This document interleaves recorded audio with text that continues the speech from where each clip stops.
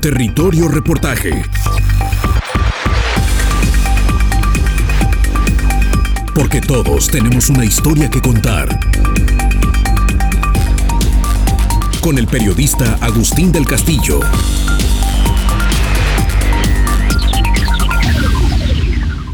La crisis endémica del campo mexicano encuentra su fiel reflejo en la región ciénega de Chapala, Jalisco, uno de los graneros del país. Pero con la llegada del gobierno federal de Andrés Manuel López Obrador se ha agudizado, pues los subsidios están minimizados y las viejas taras que dejó la apertura comercial siguen presentes, con mayor descontrol debido al auge de la inseguridad.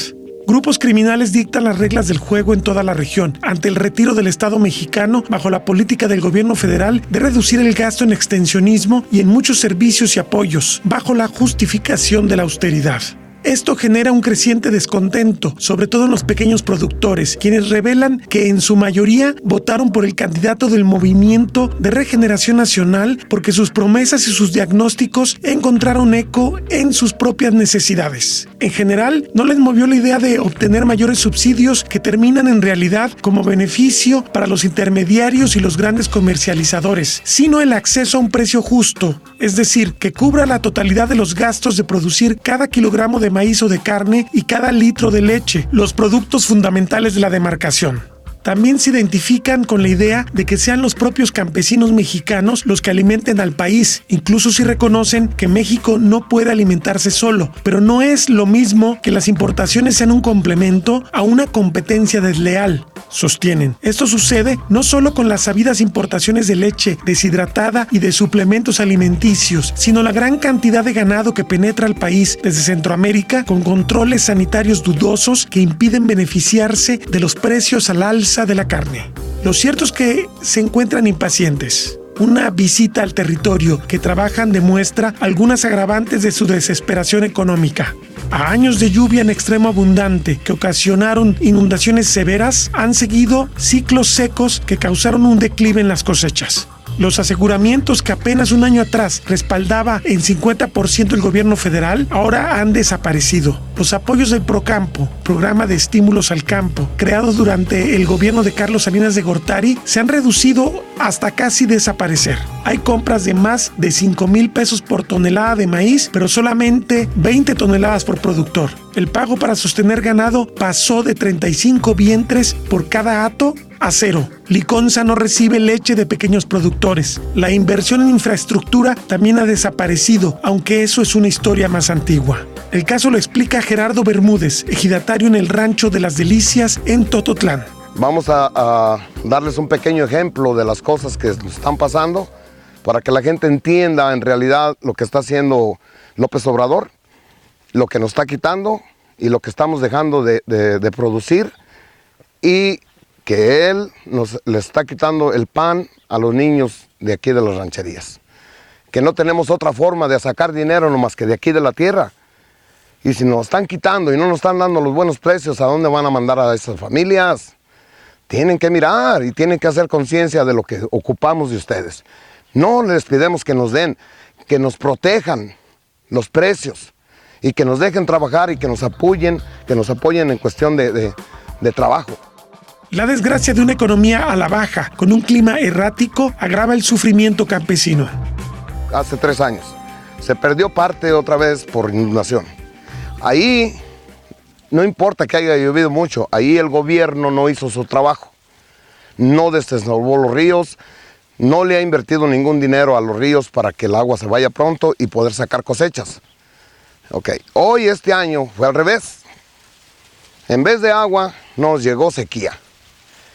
Y también vamos a añadirle de que no va a haber precios y los insumos caros. Si gustan, les puedo decir exactamente. Explíquenos qué está pasando aquí. ¿Qué es lo que pasó? Aquí hay 2 cosas.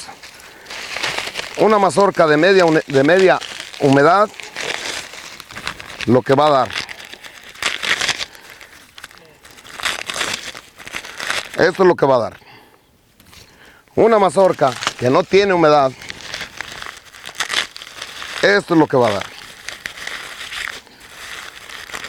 Esto es lo que da. Y una mazorca, ¿dónde traía? Pásamela, compadre. Y una mazorca que sí en verdad tiene más humedad, fíjense, si tuviera todavía un poco más de humedad, se los voy a demostrar después, todavía puede crecer tanto así más y más ancha. Este año, ¿qué vamos a producir? No vamos a producir nada, ni para los gastos va a salir. ¿Hay realmente un abandono del campo en contraste con las promesas de los gobiernos que cumplen un año al frente del ejercicio a nivel federal y estatal? El investigador del ITESO, Francisco Javier Guerrero Anaya, considera que sí, pero tampoco es algo nuevo. Lo que hay es una ausencia de políticas públicas, ¿sí? O sea, hay una situación muy errática en términos de falta de claridad de qué tipo de incentivos, programas de apoyo puede recibir el campo. Pero también todo este proceso que se está viviendo en la Ciénega no es nuevo. Yo creo que desde que entramos al Tratado de Libre Comercio impactó de manera negativa la dinámica de producción y de comercialización de los granos, sobre todo, y eso está provocando pues un deterioro de la economía de los pequeños productores en el medio rural, y que también es reflejo de una desarticulación entre la política de fomento productivo y la política social para apoyar a que las personas salgan de la situación de pobreza.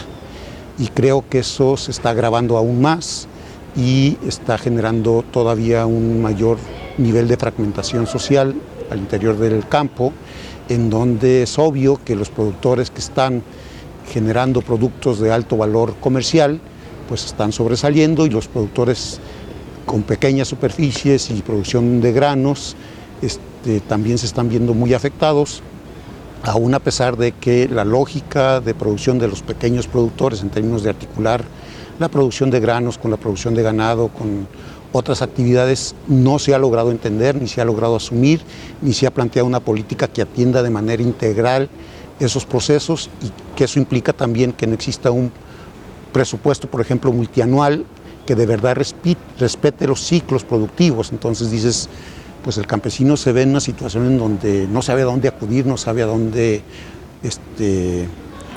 canalizar sus necesidades, y obviamente el financiamiento, el seguro, los procesos de comercialización se ven atravesados por gente que de una u otra manera tiene intereses económicos muy poderosos y que al final de cuentas están convirtiéndose como los nuevos hacendados, ¿sí?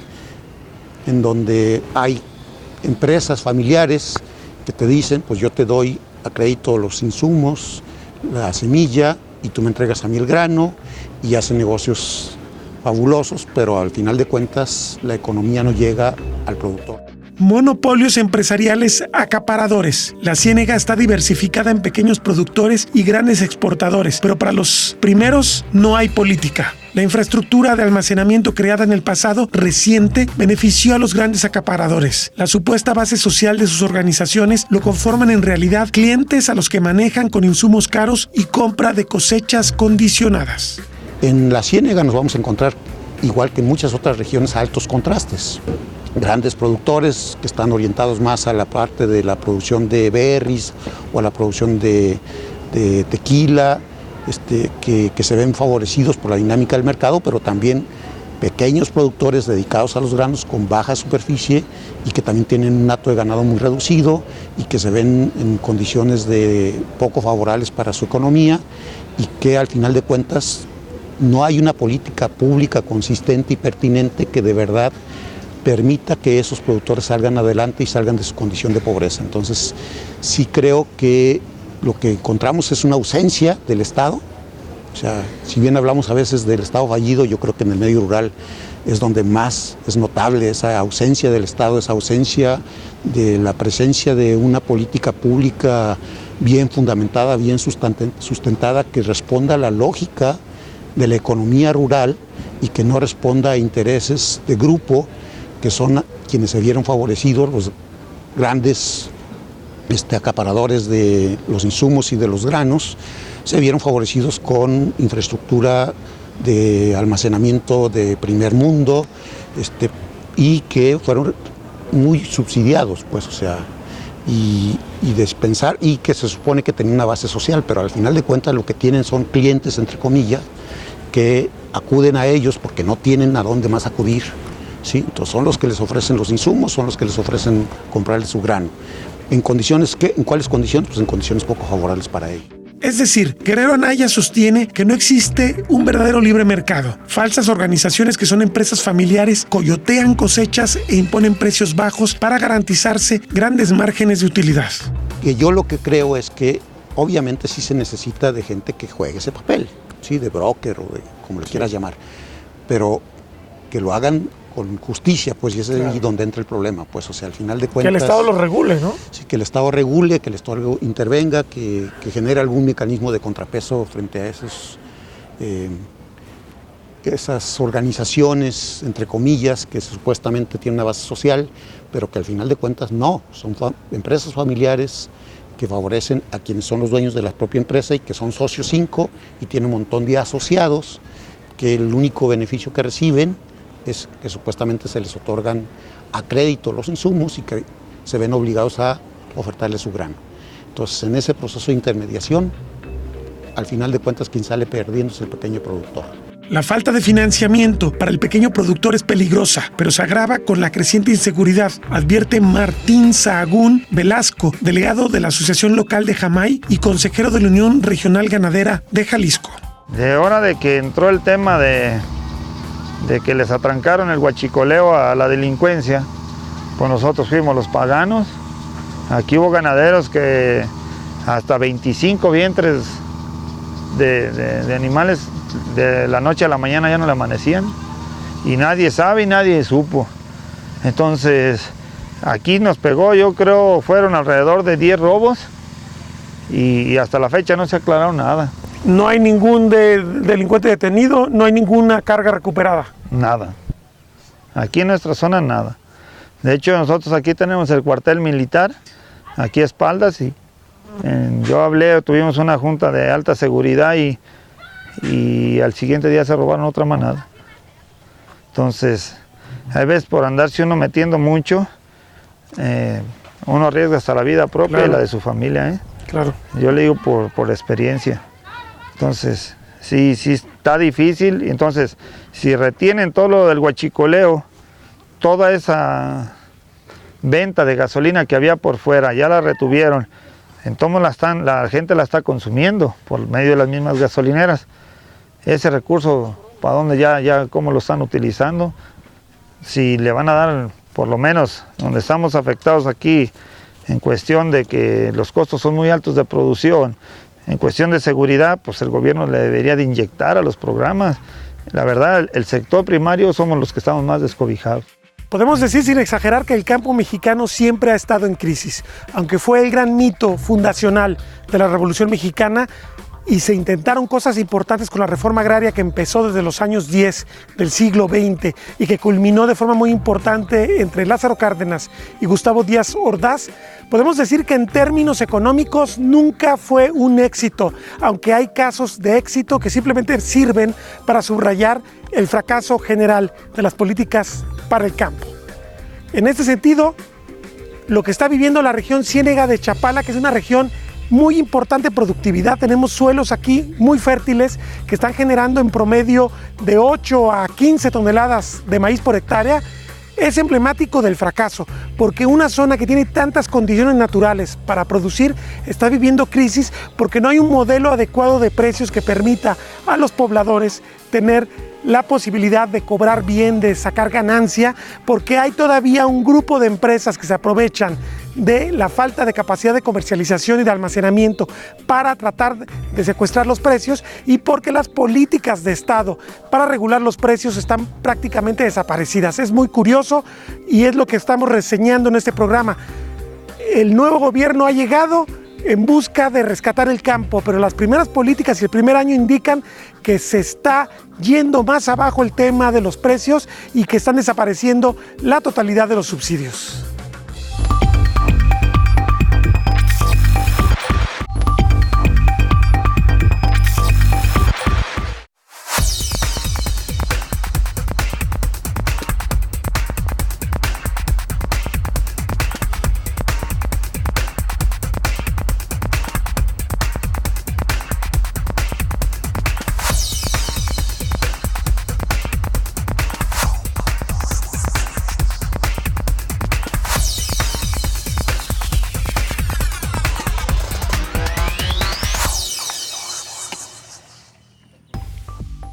La región Ciénega de Chapala representa 12.85% de la producción estatal de diversos productos agrícolas, entre los que destaca el maíz. El valor más alto de los últimos años se alcanzó en 2011, con 6.034 millones de pesos, mientras que en 2015 bajó a 5.215 millones de pesos. El valor es definido por el precio internacional, por lo que una producción abundante puede valer relativamente menos que una escasa bajo la dinámica de la oferta y la demanda. El maíz constituye en promedio 64% de la producción, seguido del trigo con 8.4%, el sorgo con 5.7%, el agave con 4.8% y el jitomate rojo con 4%. Este último, como producto de importación, adquiere mayores valores relativos que el grano, que es de consumo nacional. Respecto a la ganadería, su valor ha sido en ascenso. Mientras el valor en 2009 era de poco más de 4.000 millones de pesos, en 2015 se había sobradamente duplicado a 8.576 millones de pesos. Es 11.7% de la producción de Jalisco. Los principales productos cárnicos son la carne de ave con 22.5%, cerdo con 22.2%, leche de bovino con 21.5%, huevo con 18.1% y carne de res con 13.9%. De 18.928 empresas registradas en la demarcación a marzo de 2018, 47.5% se dedican al comercio, 40.7% a los servicios, 11.5% a la industria y apenas 0.3% tiene registro como giro agrícola y ganadero, que genera casi 10% de los empleos con seguro social de la zona. La Ciénega de Chapala la conforman los municipios de Atotonilco, Ayotlán, La Barca, Degollado, Jamay, Ocotlán, Poncitlán, Tototlán y Zapotlán del Rey. De más de 400,000 habitantes, alrededor de 9% viven en pobreza extrema y 44% en pobreza moderada. 70% del uso de suelo es agropecuario. 90% de estos se encuentran degradados por agroquímicos. Y 4 de sus 5 acuíferos subterráneos están sobreexplotados.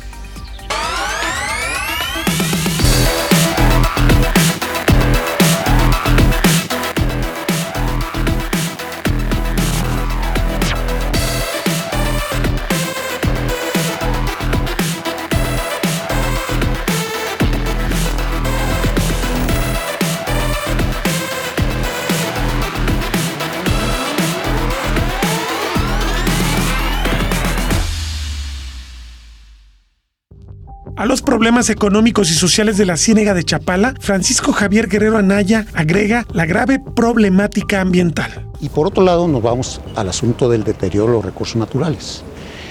Si nosotros vemos los datos oficiales, hablan de más del 90% de suelos degradados. Hablan de graves problemas de sobreexplotación de los mantos acuíferos en esa región en particular. ¿Sí? Hablan, creo que cerca del 95% de los suelos con algún nivel de degradación. ¿Sí? Y súmale que los mantos acuíferos cada vez están más agotados, más sobreexplotados y que los granos no tienen valor. Entonces dices, ¿para dónde me muevo? Mis rendimientos pueden estar bajando, el deterioro de los recursos naturales se va agravando, no hay una política social articulada, una política de fomento productivo, hay una ausencia del Estado en términos de procesos de regulación de mercado o en procesos de fomento a microcrédito y al aseguramiento de las cosechas. Entonces dices, ¿para dónde nos movemos? Están como encajonados y sin salida, y creo que además pues el migrar del medio rural al medio urbano pues tampoco es una alternativa, porque pasan de ser pobres rurales a ser pobres urbanos, y tampoco representa una salida que de verdad valga la pena.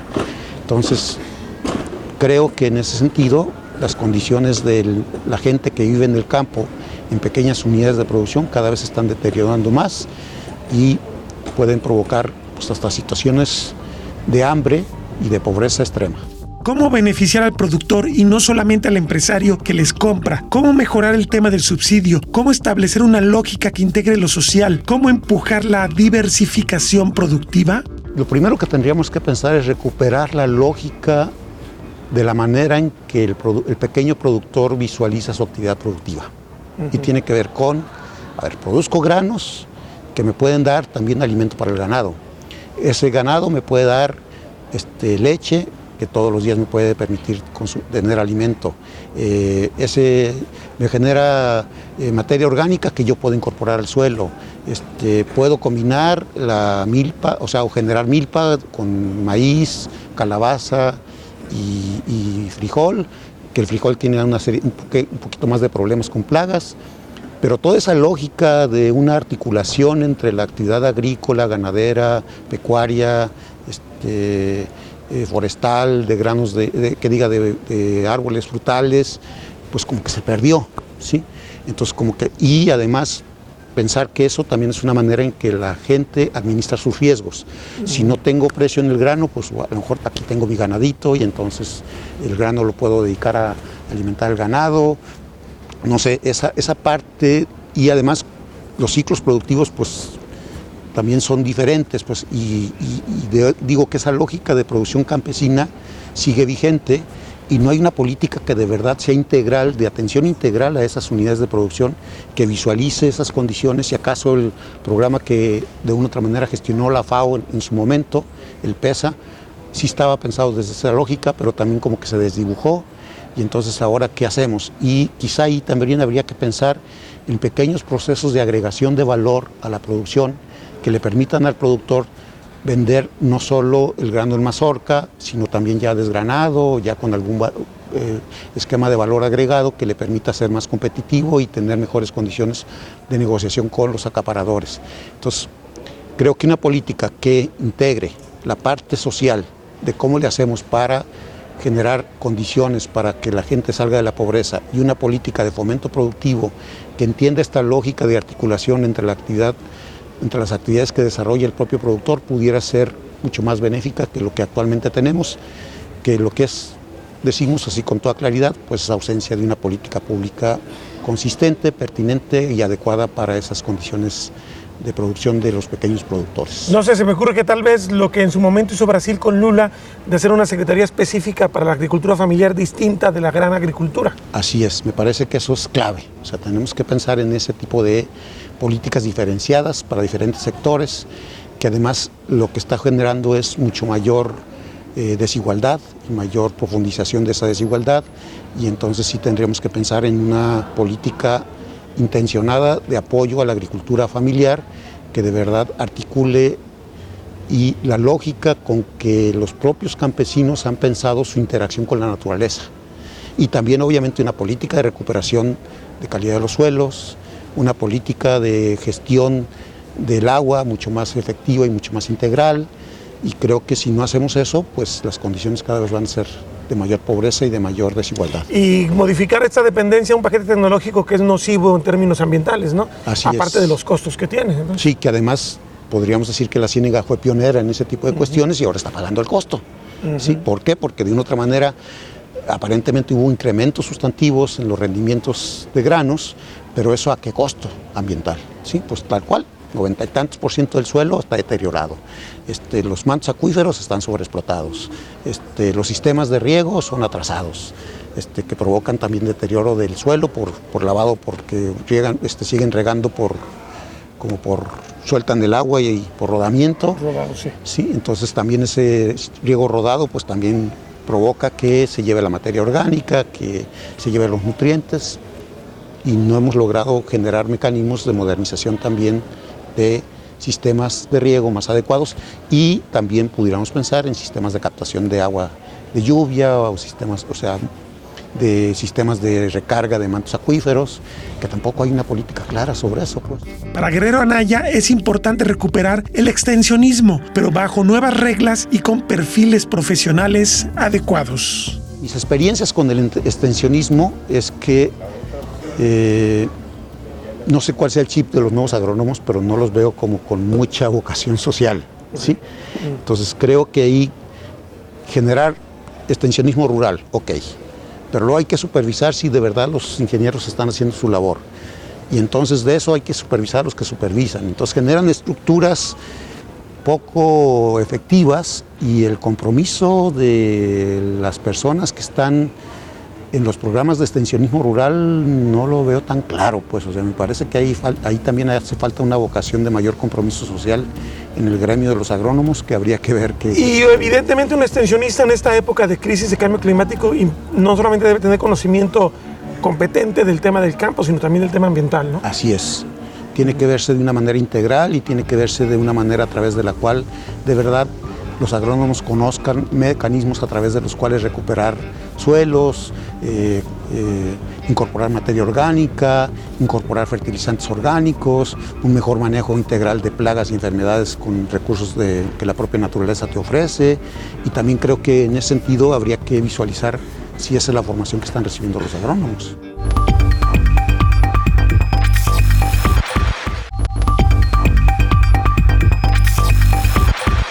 Este es un maizal enclavado en el municipio de Tototlán, Jalisco, en el ejido Las Heras. Estamos cerca de los poblados de La Tiricia y de San Ramón.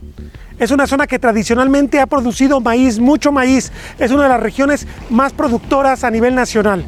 Sin embargo, el efecto del cambio de clima se está padeciendo de forma muy acusada. No porque estén pasando cosas que no pasaban antes, sino porque están pasando en diferentes momentos y pueden ser incluso más agresivas. Aquí en este caso, este espacio fue afectado por una granizada en el mes de septiembre. Las granizadas se daban a la entrada del temporal, ahora se están dando en otros momentos y esto está afectando la producción, porque si se da al principio del temporal, el maíz está todavía muy tierno y no es afectado de forma tan severa. Aquí usted puede apreciar cómo esto va a ser pérdida total para el productor de la zona. Estamos entonces con una ausencia de políticas de Estado, no solamente en el tema de los precios, estamos hablando también del tema de la adaptación al cambio climático. ¿Cómo tú generas una estructura de seguros que permita que cuando ocurran estas cosas el propietario no pierda y pueda enfrentar económicamente una pérdida productiva que puede ser tan severa? Son parte de las cosas que los productores de la zona y de muchas regiones del país le están reclamando a la administración presidencial y en general a la de los gobiernos de los estados. ¿Cuáles son los costos reales de la producción de maíz y cuánto es lo que en realidad se le paga al campesino? El productor José Salazar Temores, del Rancho Morales de Guerrero, lo detalla. ¿Qué es un precio justo? Mire, el precio justo, les comentaba hace un momento, se necesitan 3 pesos para producir 1 kilo de maíz. 3 pesos. Y no me dejo mentir, yo les demuestro con números. Se necesitan 3 pesos para producir 1 kilo de grano de maíz. Se lo pagan a 3.80, le quedan 800 pesos por tonelada. No, y le hablo sin meterle el trabajo de uno, que uno mismo, eso no le hace uno cuenta. Yo me estoy refiriendo a insumos, cuando las tierras son ajenas, que renta, que partido. Mire, para empezar el inicio de la siembra, el señor, pues no, a lo mejor se le pasaron cositas. Hay tierras que es necesario meter los picos, subsuelear. Eso anda en un promedio de 1,100 la hectárea. Hay que meter 2 o 3 pasadas de rastra para moler los terrones. La siembra anda en un promedio de 900 por hectárea, la pura sembrada de tractor. Hay que meterle, al sembrar, la bolsa este año andaba a 3,000, hablando de las semillas Asgro, a 3,700 la semilla curada con un producto que se llama Accelerón. Andaba al saco de semilla a 3,700 y feria y 3,900. ¿Y qué ventaja tiene esa semilla? Que cuando nace la planta está protegida por unos días de un gusanito que la troza. Pero aparte de eso, al sembrar hay que poner otro insecticida que se llama, en la botella se aparece Regen, pero quiere decir Reyen. Okay. Esa vale un promedio de 2,000 pesos, 2,000 o 2,800. Bueno, alrededor de 2,000 y feriecita el litro. 1 litro es para 2 hectáreas. Ahí vamos empezando. El costo, vuelvo a repetir, el costo de las semillas es de 3,700 según la variedad. ¿Sí? 1 litro de relleno, sí, 1,800, 2,000 pesos, dependiendo donde la compre, por hectárea, pero para 2 hectáreas. Después, cuando la plantita está así, hay que comprar granulados, insecticidas granulados, para el nesticuil, que es la gallina ciega que se le llama. Como una palomita. Sí, no, la gallina ciega es un gusano así blanco, que le come la raíz a la planta. Bien. Porque esa semilla tratada nomás es por 25 días, después el granulado. Después de eso, hay que meter el avión o gente a fumigar para el gusano, el cogollero y eso. Otro animalito que se llama picudo, de la forma de un elefante, le pica la cañita y se avinagra, y si no le echa eso, se cae, se seca antes de tiempo. Los foliares, los fertilizantes, que están por las nubes. ¿Cómo cuánto está el fertilizante? Mire, decíamos, el urea este año estuvo a 7,700 en la segunda fertilizada. Ah, pero en la siembra se me pasó decirle, hay que aplicarle DAP, es fórmula. Es un componente y el DAP trae fósforo, potasio y potasio, ¿qué trae? Bueno, es un componente, es una fórmula de fertilizantes. Eso lleva un promedio de 400 a 500 kilos por hectárea en la siembra. Después hay que meterle unas 2 fertilizantes de urea, el nitrógeno, es el urea. Después el avión 2 o 3 veces con insecticidas, foliares, todo eso. Eso es hablando de costos. Este año se nos viene un granizal que hubo labores que las acabó, completamente acabadas, de no producir nada, ya sí, la acabó. Estamos topando al agricultor, aparte de los insumos muy caros, gastos muy caros, estamos topándole a granizadas, sequías, inundaciones, aironazos y todo eso. Entonces nosotros como agricultores no llevamos nada en favor, todo es en contra. Estamos a la buena de Dios. Hay que agregar a esto que los precios internacionales no reflejan los costos locales de la producción y que el intermediarismo tiene un peso asfixiante. Para empezar, todo el mundo, todas las empresas se rigen por la Bolsa de Chicago. La Bolsa de Chicago, esa nos favorece, según ellos, para vender. Pero en los insumos no entra la Bolsa de Chicago.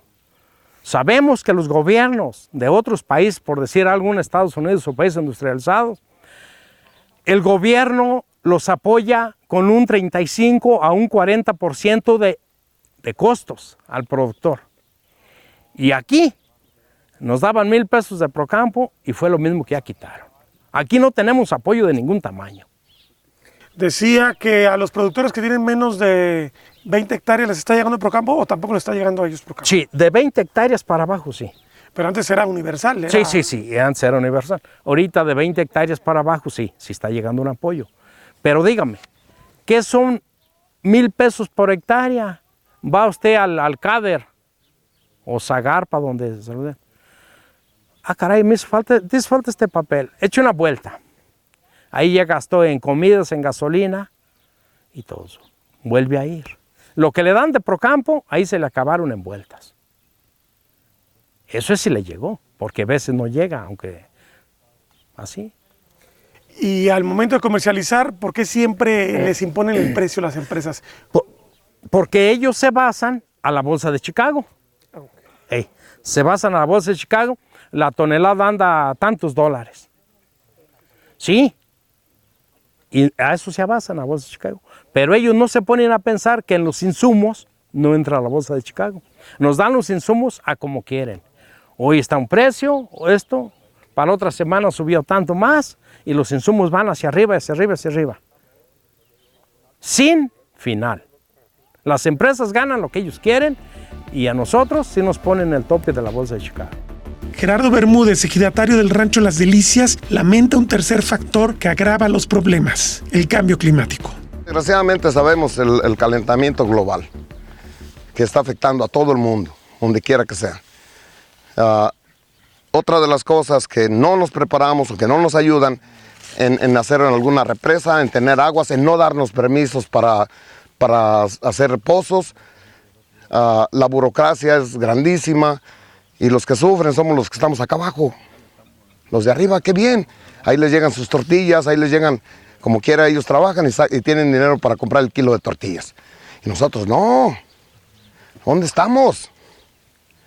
Eso que, por favor, al que le llegue esto, que lo comparta y que miren las consecuencias. Así, una zona de alta producción, pero sin agua en 2019, va a tener magras cosechas. Se pueden dar hasta 12 toneladas por hectárea, cuando tienes muy buen maíz. Que desgraciadamente invertimos alrededor lo que valen 9 toneladas. Invertir en gastos de semilla, de abono, de fertilizantes, de lo que lleva. Que nos quedan alrededor de 2 a 3 hectáreas de ganancia. Para poder vivir, cualquier persona en México con familia necesitas 80,000 pesos. Si tú tienes una labor de 4 hectáreas, no los vas a sacar. Entonces, ¿qué vas a hacer? ¿Necesitas cuántas? ¿50 hectáreas? Pues no, ¿de dónde los vamos a agarrar? Ahora, habla usted de 12 toneladas en buenos años con condiciones adecuadas. Pero en estas condiciones, ¿qué productividad puede haber? Aquí hay hectáreas que no van a dar ni 3. Ahorita, si la cosecharan, podría dar 7. ¿Dónde van a dar los demás? ¿Dónde va a quedar lo demás? Va a haber pérdidas. O sea, no van a sacar ni el costo. Ni el costo. Por eso muchos deben migrar a los Estados Unidos. En Tototlán, casi 1 de cada 4 hogares recibe remesas. Cosas que nos enseñaron mi padre. Especialmente yo me fui a los 15 años. Okay. Estuve allá 5 años, trabajé otros 5 aquí en Celanese Mexicana. Me fui porque también cayó. Tuve familia, me la llevé, gracias a Dios, con la voluntad de trabajar día con día, que allá sí hay apoyos, que allá sí te ayudan a hacer las cosas, que me da vergüenza decir que pobrecitos nosotros, que los de arriba se quedan nada más con las ayudas y nosotros, ¿qué? Se los puedo garantizar que en Estados Unidos hay muchas ayudas, porque a mí ya me tocó. Entonces se va 5 años, regresa a Celanese y se vuelve a ir después. Sí. ¿Cuántos años más se fue? Todo el tiempo, hasta ahorita, todavía no regreso. Okay. Estoy por jubilarme. Estoy por jubilarme y gracias a Estados Unidos y también de ahí mucha gente está comiendo aquí, porque hay ayuda que yo les brindo. Pero ¿qué pasa con los demás? O sea, si usted no tuviera esta ventaja de lo que le produce su trabajo en Estados Unidos, usted no podría estar aquí sembrando porque no tendría recursos para pagar. No hay. Si yo no puedo trabajar en otro lugar, no hay. Muchos de nosotros que están aquí no tienen otra salida. No hay salidas. ¿A dónde vamos a ir? No podemos salir a la ciudad porque aquí se quedan las familias. ¿Y cuánto nos cuesta ir y venir? Tenemos que seguir aquí trabajando y tenemos que... ¿Por qué? Porque queremos esta tierra y sabemos que aquí la podemos hacer, pero que nos ayude.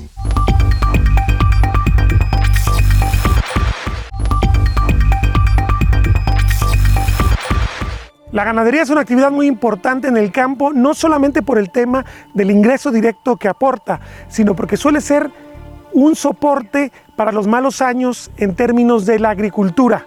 Es decir, si hay sequía, si hay granizada, si hay exceso de agua, suelen colapsarse las cosechas de maíz y de granos. Entonces, poseer un hato de 10, 15, 20 vacas suele ser la diferencia entre estar en una subsistencia muy precaria o la posibilidad de sacar adelante a las familias.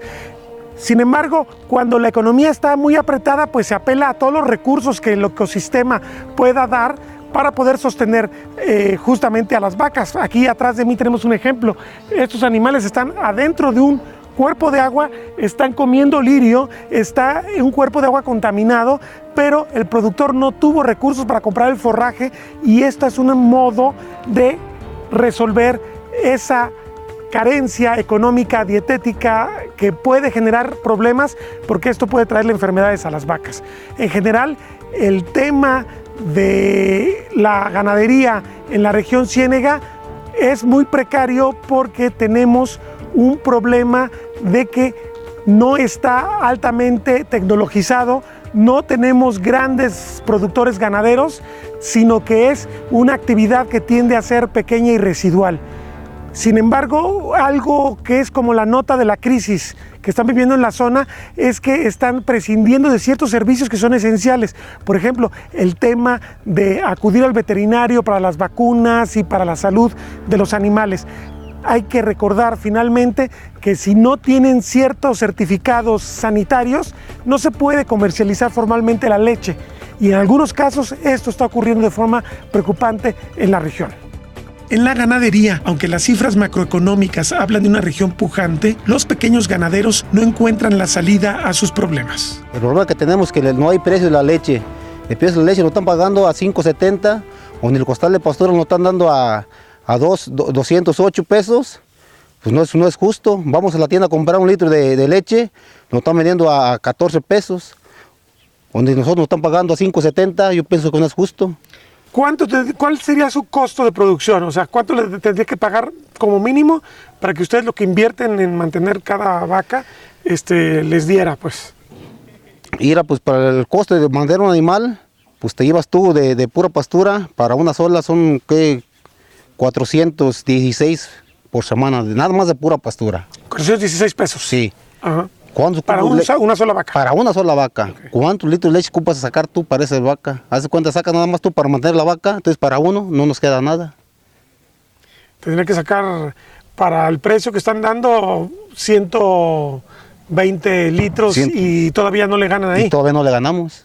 Haz de cuenta que estamos nomás ahí, está rolando, el ganado lo tienes tú más o menos como una alcancía, una enfermedad que ahí pues de ahí sacar, de donde más sacamos dinero. Si no es del ganado. ¿Venderlo ya, ahora sí que en pie? No, pues para venderlo tampoco no te paga nada, porque no hay precio tampoco en el kilo. Te pagan el kilo muy barato, a 28 pesos el kilo de vaca de estas. ¿Y aún así esta zona ha persistido en su producción lechera? No sabemos más qué hacer, es lo único que sabemos hacer aquí. ¿Qué nos mantenemos? ¿A dónde más nos vamos? Les estaba dando el gobierno desde la época de Fox el famoso Progan. ¿Ya no se los están dando? Sí, nos lo estaban dando, ahorita ya no lo quitaron. Entró este presidente y no lo quitó. ¿Cuánto era lo que les daban antes de que se interrumpiera? Nos estaban quitando, ¿qué? Cuando empezaron con 700. 500 por cada animal. 500 por animal, hasta 35 nada más animales. De ahí para arriba, pues ya no, nada más tú te daban lo de 35. Pero ahorita ya nos quitaron todo. Nos quitaron el Procampo. Nos quitaron el programa de los animales también. ¿Qué vamos a hacer con los animales? Mira, ya están quedando los establos solos. ¿Qué más hacemos ya? Pues ya no aguantamos. No se trata de producir más, porque eso a veces es contraproducente, añade Don Salvador. Yo soy nacido aquí en La Tiricia. ¿Aquí ha estado toda su vida o ha migrado alguna vez? Yo fui para allá en el 99. Allá duré 4 años y me vine y ya me quedé aquí. No tiene uno con qué ir. Para pasar para allá está muy difícil, quedamos en el camino. De morirme en el camino, morirme aquí en mi tierra, mejor en mi tierra. ¿Y se regresó y a dedicarse a la agricultura y ganadería? Agricultura y ganadería. Pues es lo único que sabemos hacer aquí y lo único que tenemos para trabajar nosotros aquí. ¿Recuerda usted algún año que haya sido más bueno de los años que le ha tocado ser productor? No, ¿alguna época? Que diga uno bueno, no. Hay estado regulares, pero buenos. Mira, hay años que hay buena producción, pero el precio no se acaba. Martín Sahagún Velasco, delegado de la Asociación Local de Jamay y consejero de la Unión Regional Ganadera de Jalisco, detalla el problema de los costos del ganado lechero. Nosotros traemos más o menos alrededor de 7 pesos de costo por litro en cuestión para producir leche. Anteriormente, yo cuando estaba más chico, nosotros decíamos con la raya de la mañana pagamos las pasturas. Y con un cántaro de leche pagábamos el costal de pastura y hasta nos sobraba por ahí poquito. Ahorita ya tenemos que meterle la raya de la tarde. Entonces, con todos los energéticos está muy elevado todo. Entonces, cualquier arrastre, por decir, para venir a la ordeña, si la camioneta se gastaba anteriormente 100 pesos, ahorita ya se gasta más de 200 pesos la vuelta. Entonces, todo eso va implicando, entonces al fin de cuentas llega la raya de la semana y con lo de la producción, pues le sale uno a las tablas y ahorita hasta uno le repone poquito. Tiene que vender uno algún animal, aunque no vaya de desecho, pues lo hace uno de desecho a huevo, para poder salirle a las broncas de lo demás. Digo, 7 pesos por litro, ¿y cuánto es lo más que les paga por litro el mercado? A nosotros nos está pagando, hay mercados de 5.80, hay mercados de 6.50 y hay mercado de 8.20, que es el de Liconza. Pero nosotros aquí tenemos un centro de acopio de Liconza, pero no nos han agarrado nada de leche. No han dado la autorización de que entren nuevos productores, que supuestamente habían dicho que era para pequeños productores. Pero hasta ahorita, por lo menos en este de nosotros no han agarrado, y ni a nivel estado, porque la información que tenemos ahí en la Unión Ganadera, pues es muy claro, ¿verdad? Que no han agarrado nada de leche. ¿Cuál es el tope que está planteando para acceder a Liconza? ¿Cuánto le puede comprar a cada productor? ¿O cuánto debería comprarle a cada productor en términos de volumen? En volumen, de hecho tiene tope, es hasta nada más, hasta 100 vacas y es hasta 1.500 litros. Diarios. Ese es el tope, pero anteriormente estaba el precio de 8.20, pero tenían antigüedad y tenían pues subsidiado otros parámetros, pero estratégicamente le quitan la antigüedad al productor. El precio que le estaba pagando el gobierno por decir eres un cliente fiel a mí, yo te voy a dar un ciertos centavos por la antigüedad, ya se lo quitó y se lo aumentó a la calidad. Entonces son muy pocos de los que entregan también en Liconza, son muy pocos a los que les pagan a 8.20. Y la carne pinta peor con importaciones presumiblemente ilegales. En parte sí se elevó un poquito el precio del becerro para uno como criador de becerros, pero también ahorita nos está pegando un golpe muy duro por el sureste, que están dejando meter ganado a diestra y siniestra. Centroamericano, sin ningún control de sanidad. Da de cuenta, como aquí ellos que son como los médicos vienen y hacen a mí muestreo, brucela y tuberculosis. Aquí es lo que tenemos nosotros más en enfermedad. Allá al sur tienen lo del murciélago y tienen otras enfermedades. Entonces, ¿quién controla? Puede llegar a la fiebre aftosa, que llegó en aquellos años y nos puede acabar a nosotros como ganaderos. Entonces hay competencia desleal. Competencia desleal, y quién está revisando toda esa entrada de ganado para acá, en las fronteras, qué está pasando. Entonces ese es un problema muy grave. Entonces no está haciendo un buen negocio tener la carne a buen precio porque el becerro, imagínense las zonas del norte que son zonas de exportación, que hay becerro que se vende entre 80 a 100 pesos el kilo en pie. Imagínense todo ese becerro que está cayendo a la frontera aquí en mismo en México, para hacer el negocio de vender ese precio y ellos comprando a un precio muy bajo allá, por decir a 40, 50 pesos, vendiendo a 80 o a 100, pero sin ningún control de sanidad, y nos va a tronar. Creo ya Estados Unidos, ya los que vienen y certifican, ya habían cancelado Sinaloa, que ya no puede exportar. Entonces a todo el ganadero de esas regiones, y eso al rato nos va a ramalear hasta acá. Sí, porque yo he escuchado que en algunas zonas de Jalisco está llegando ese ganado centroamericano, abren potreros, los talan y ahí meten ese ganado para después comercializarlo en Guadalajara. Entonces quiere decir que es directa la competencia. Sí, haz de cuenta, a un productor que le cuesta poquito también más producir becerros, a un ganado que vienen y lo sacan de otra parte, y lo más peligroso es la sanidad. Sí, claro. Traigan enfermedades y el ganado se empiece a mezclar, se salga de un potrero, se brinque un becerro, se brinca a lo de otro compañero que tiene durante mucho tiempo su animal sano, lo van a tronar. Y uno pensaría que lo lógico es que la autoridad tuviera más extensionismo para vigilar este proceso, sí, pero en realidad también hay un como reducción de la SADER en relación con el número de gente que tenían trabajando en el campo, ¿no? Pues nomás no tienen casi nada, ese es el detalle. Vayan a las oficinas aquí a Guadalajara, o aquí al CADER de Ocotlán, o al distrito de La Barca, no hay personal que no atienda a uno.